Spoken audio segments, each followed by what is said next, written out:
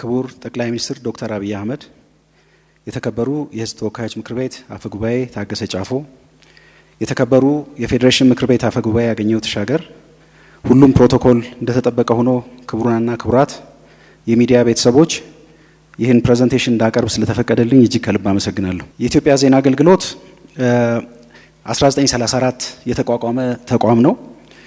ከምስረታ ጀምሮ አሁን እስካለበትና ቀጣይ የትኩረት አቅጣጫዎችን በሚመለከት አጠር አድርጌ ያቀርባለሁ።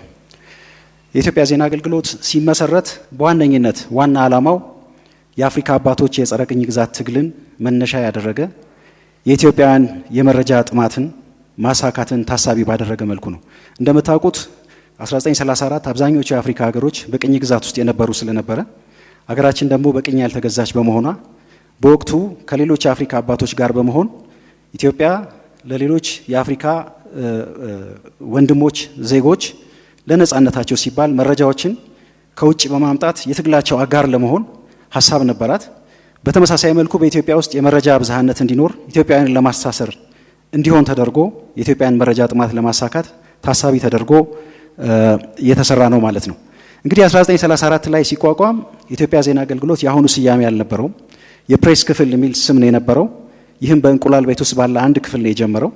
1936 ላይ አዣንስ ዳይሬክሲዮን በሚል ስያሜ ስሙን ቀይሮ ተንቀሳቅሷል። አዣንስ የሚለው ወኪል የሚለውን ታሳቢ ያደረገ ነው። በወቅቱ የሚደረጉ ዘገባዎችም ካሉ የሰነዶች መረዳት እንደምንችለው ለምሳሌ ጅማ ላይ ቢሆን ቢሮ ያለው የጅማ አጃንስ ዘግቧል የሚል ነው የነበረው። 1957 እስከ 60 ድረስ ባለው ጊዜ የኢትዮጵያ የወሬ ምንጭ የሚል ታሳቢ ባደረገ አግባብ ሄዷል። በወቅቱ ዜና እንደ ኩሬ የሚያልቅ ሳይሆን እንደ ምንጭ የሚቀዳ መሆን ስላለበት በዚህ ልክ መሄድ አለባቸው የሚል ስያሜ ከንጉሱ በተሰጠ ስያሜ የቀጠለ ነው። 1960 ላይ ኢዚያ የሚል ስያሜ አግኝቷል። 1970 ላይ በማስታወቂያ ሚኒስቴር ስር ወርዶ በመምሪያ ደረጃ ተቋቁሞ ቀጥሏል። 1987 ላይ በአዲስ መልክ በአዋጅ ራሱን ችሎ ወጥቶ ነበረ። ከዛ በኋላ ባለው ጊዜ በተለይ 1992 የሞደርናይዜሽን ፕሮጀክትና ኮምፒውተራይዜሽን ፕሮጀክቶች ነበሩት።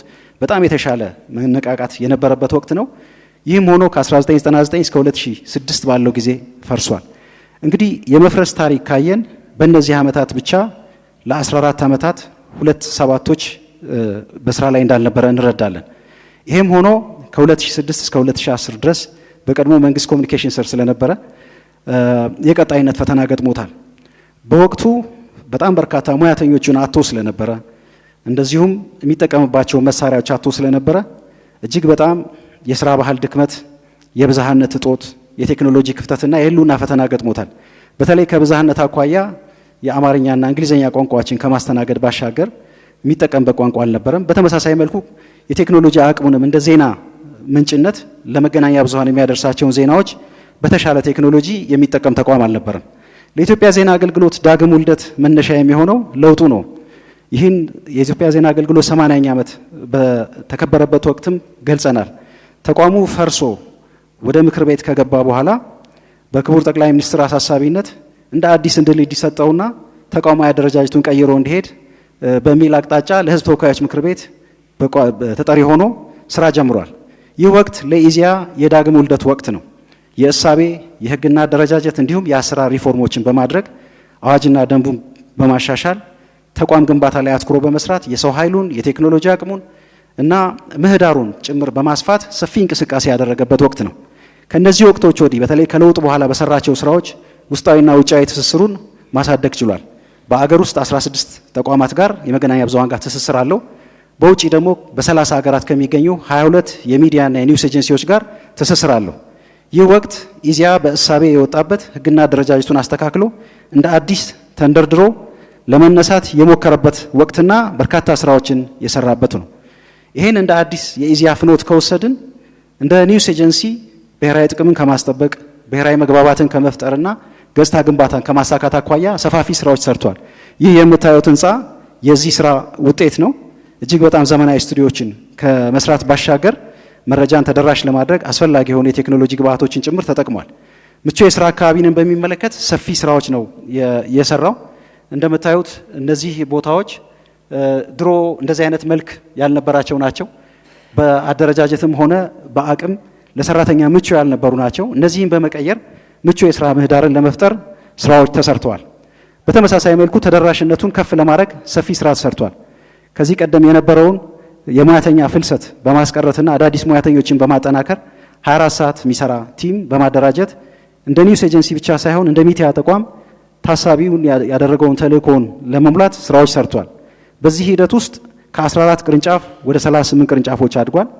በኢትዮጵያ ካሉ 1200 ወረዳዎች 700 ወረዳዎች ከምንም ተነስቶ 700 ወረዳዎች ግንኙነት በመፍጠር የኢትዮጵያን ህብረ ብሔራዊ አንድነትና ትስስር የወል ትርክት ለማረጋገጥ ስራዎች ሰርቷል። 2 ከነበሩት ቋንቋዎች ወደ 8 አድጓል። 2ቱ ቋንቋዎች አማርኛና እንግሊዘኛ ነበሩ።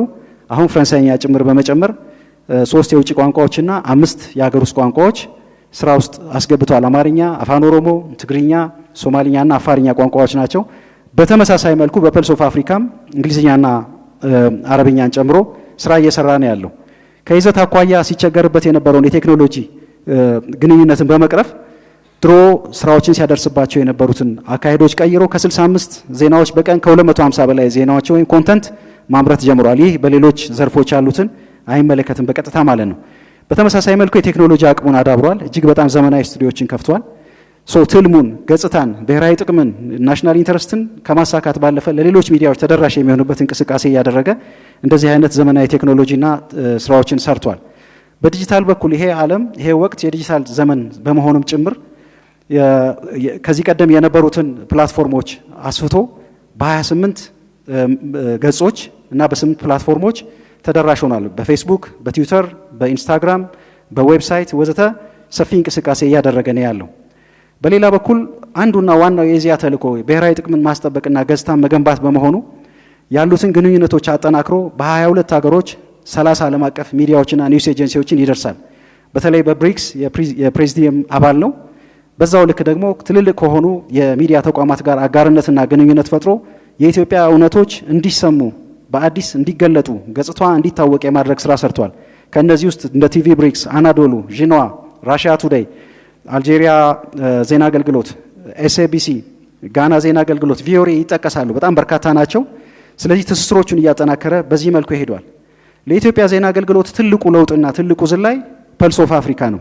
ፐልስ ኦፍ አፍሪካ በክቡር ጠቅላይ ሚኒስትር ዶክተር አብይ አህመድ ሀሳብ አመንጪነት አፍሪካ የራሷን ትርክት መግለጥ እንድትችል ሌሎች ስለሷ እያዛቡ አፍሪካዊ ናሬሽናቸው ችግር ውስጥ የገባበትን ሁኔታ መቀየር አለብን በሚል ቪዥን የተሰራ ነው።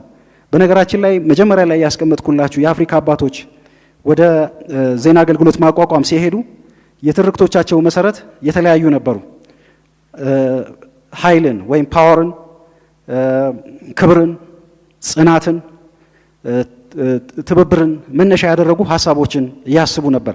ቀዳማዊ ኃይለ ሥላሴ ደግሞ እውቀትን ያስቡ ነበር። በመረጃ የውጭው ዓለም ለኢትዮጵያውያኖች መረጃ መስጠት አለበት የሚለውም ማለት ነው። ይህ ሀሳብና ፍልስፍና ግን ከሪፎርም በላይ አዲስ ነው። ናሬቲቭ ሁሉንም ማስተሳሰር የሚችል በትርክት እነዚህን ትልሞች ማሳካት እንዲችል ተሞክረው የከሸፉትን አፍሪካውያን ትርክቶችን በማስተሳሰር አፍሪካውያን ስለራሳቸው በራሳቸው እንዲገልጹ ማድረግ ያስችላል በሚል ቅኝት ጠቅላይ ሚኒስትር ዶክተር አብይ አህመድ በተለይ በ22 ፌብሩዋሪ ላይ በአፍሪካ ህብረት ተገኝተው የገለጹት ገለጻ ለኢትዮጵያ ዜና አገልግሎት ፐልስ ኦፍ አፍሪካን እንዲሰራ እድል የሰጠ መነሻ የሆነ ነው። ይሄን መነሻ በማድረግ ወደ 18 የፕሮግራም ፎርማቶች ቀርጸን ስራዎቻችንን ጀምረናል። እንደ ኤልዶራዶ አይነት በአፍሪካ ያሉ እምቅ ሀብቶችን የሚገልጹ ቀደምት አባቶቻችን ትላንት ምን ነበራቸው፣ ምን ነበር ቪዥናቸው ብለው የሚያሳዩ የዛሬ አባቶች የሚከተሏቸው የአፍሪካ መሪዎች የሚያስተሳስራቸው የ2063 አጀንዳዎችን ዘአፍሪካ ዊ ዋንት በሚል እንደነዚህ አይነት ፕሮግራሞችን ጭምር በመግለጽ የተሰራ ነው። በነገራችን ላይ ይሄ ሀሳብ በጀኔሬሽን መደመር ወይም በመደመር ትውልድ ላይ ተገልጿል። አፍሪካ የራሷን እውነተኛ ገጽታ የራሷን ስኬትና የራሷን ህልም የምትናገርበትና በባለቤትነት የምትመራበት ጠንካራ ፓን አፍሪካዊ ሚዲያ ያስፈልጋታል የሚለውም ሌላው የፍልስፍናው መሰረት ነው። እንግዲህ እነዚህን ስራዎች ሰርተን በፐልስ ኦፍ አፍሪካ እጅግ በጣም ውጤታማ ተግባራትን ጀምረናል። ይሄ የመጀመሪያ ምዕራፍ ተደርጎ ሊቆጠር የሚችል ነው። በቅርቡ የኢጋድ ሚዲያ አዋርድን በአጋርነት አዘጋጅተናል። እጅግ በጣም በርካታ የአፍሪካውያን በኢትዮጵያ ዜና አገልግሎት በተለይ ፐልስ ኦፍ አፍሪካ ተገኝተው ናሬሽኖቻቸውን እንዲገልጹ የሚያስተሳስራቸውን ሀሳብ እንዲያዩ አድርገናል። እነሆ ዛሬ ደግሞ ትላንትና አዲስ አበባ ከ31 የአፍሪካ ሀገራት 62 እጅግ በጣም ታዋቂ ተጽዕኖ ፈጣሪዎች ኢትዮጵያ ገብተዋል። እነዚህ ተጽዕኖ ፈጣሪዎች በአፍሪካ መገናኘታቸው እርስ በርስ እንዲነጋገሩ ከማስቻል ባለፈ የኢትዮጵያን አዲስ ናሬሽን በአዲስ ትርክት ግንባታ ኢትዮጵያን ብራንድ የማድረግ ስራችንን ታሳቢ ያደርጉልናል። ይሄ የኢትዮጵያ ዜና አገልግሎት ከተሰጡ ተልእኮች አንዱ ነው። በመሆኑም እጅግ በጣም አቅም ያላቸው ተጽዕኖ ፈጣሪዎች ኢንፍሉዌንስ ፎር በተር አፍሪካ በሚል መሪ ቅኝት ነገ በአድዋ ሙዚየም ውይይት ያካሂዳሉ። ዛሬ አዲስ አበባን እየጎበኙ ነው ያሉት። ይሄም አንዱ የፐልስ ኦፍ አፍሪካ ውጤትና ክቡር ጠቅላይ ሚኒስትር አፍሪካውያን ስለራሳቸው በራሳቸው መግለጽ አለባቸው የሚለውን ቅኝት መነሻ ተደርጎ የተሰራ ነው። እንግዲህ በቀጣይነት ትኩረት የምንሰጠው ይሄን ፐልስ ኦፍ አፍሪካን ጨምሮ እንደ ኢትዮጵያ ዜና አገልግሎት ያለንን ትስስር በማጠናከር አፍሪካዊ ተቋምነታችንን ማረጋገጥ መቻል አለብን። በሀገር ውስጥና በውጪም ሁነኛ የመረጃ ምንጭነታችንን ማጠናከር አለብን። ለብሔራዊ ጥቅምና መግባባት የተጠናከረ አስተዋጽኦ ማድረጋችንን እንቀጥላለን። በአፍሪካዊ ትርክትም አዲስ ኢትዮጵያዊነትን አህጉራዊነትን የሚያጠናክሩ ስራዎችን ማዕከል አድርገን እንሰራለን። ከዚህ ባለፈ ለእነዚህ የሚሆኑ እጅግ ብዙ መሰረታዊ ነገሮች ተሰርተዋል። ቀጣዮችን እነዚህን ተግባራዊ በማድረግ ደግሞ የምንወጣቸው ይሆናል። አመሰግናለሁ።